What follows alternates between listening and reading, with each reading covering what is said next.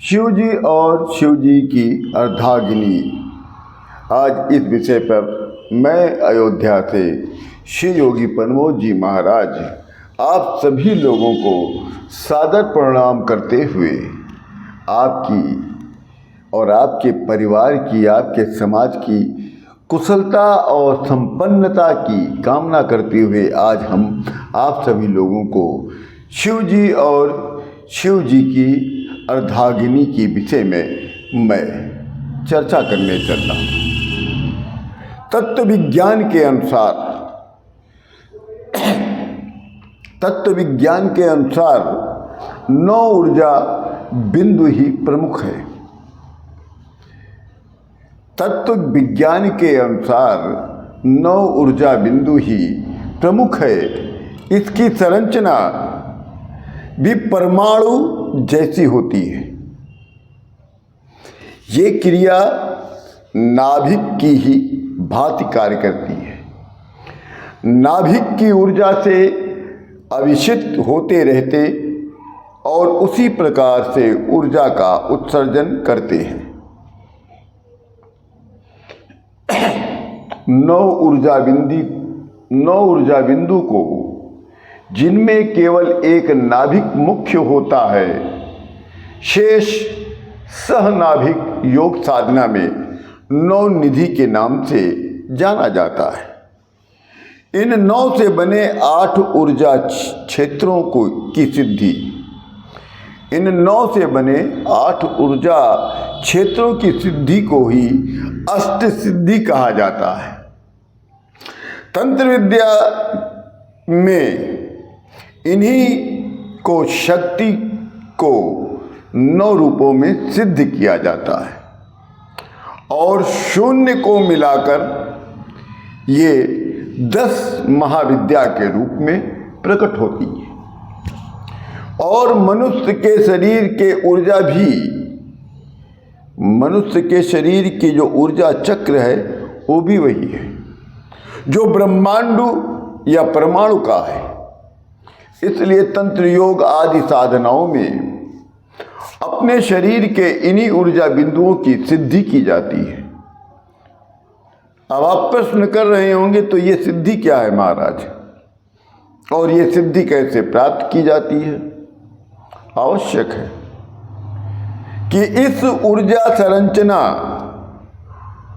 के वैज्ञानिक स्वरूप को समझना चाहिए। इस सृष्टि में जहां कहीं भी ऊर्जा का उत्सर्जन होता है, इस सृष्टि में जहां कहीं भी ऊर्जा का उत्सर्जन होता है वहीं इसी प्रकार के नाभिकों से ही होता है और ये निरंतर प्रवाहित होती रहती है। अपति इसकी बौछारें फव्वारों की तरह निकलती रहती हैं, जैसे कोई पंप से पानी की बौछार निकलती हो।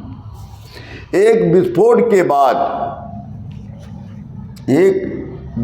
के बाद दूसरे विस्फोट से मध्य में ये निष्क्रियता रहती है।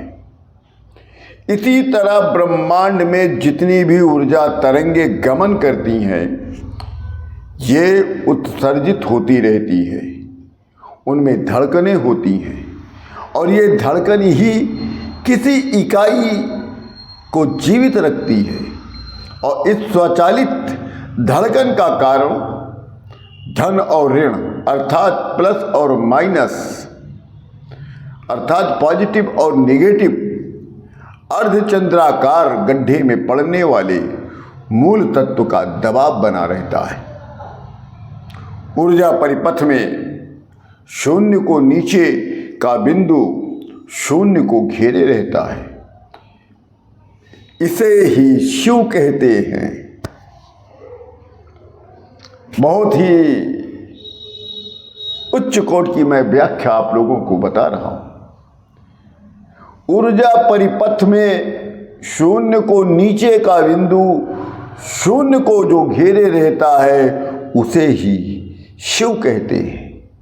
और इस बिंदु को शैव मार्ग में शिव की अर्धांगिनी कहते हैं। शिव शून्य परम तत्व का अंश माना जाता है और वास्तव में जो शिव है वो परम शून्य परम तत्व का ही अंश है। नीचे के 8 चक्र बिंदु को 8 शिवलिंग के रूप में जाना जाता है। इन शिवलिंगों से ऊर्जा यानी शक्ति की फुहार निकलती रहती है, जिनकी प्रकृति भिन्न भिन्न प्रकार की होती है। ये सुंदर रचना आप तक पहुंचाने के लिए मैं प्रयत्नरत रहता हूं और आप लोगों से निवेदन भी करता हूं कि कृपया देखते समय लाइक का बटन दबाइए। आपको अच्छी व्याख्या चाहिए तो तड़क भड़क को मत देखिए। ये साधारण वीडियो आपको मैं पेश करता हूँ, आप लोगों को केवल व्याख्या सुनाने के लिए, वास्तविकता को बताने के लिए करता हूँ।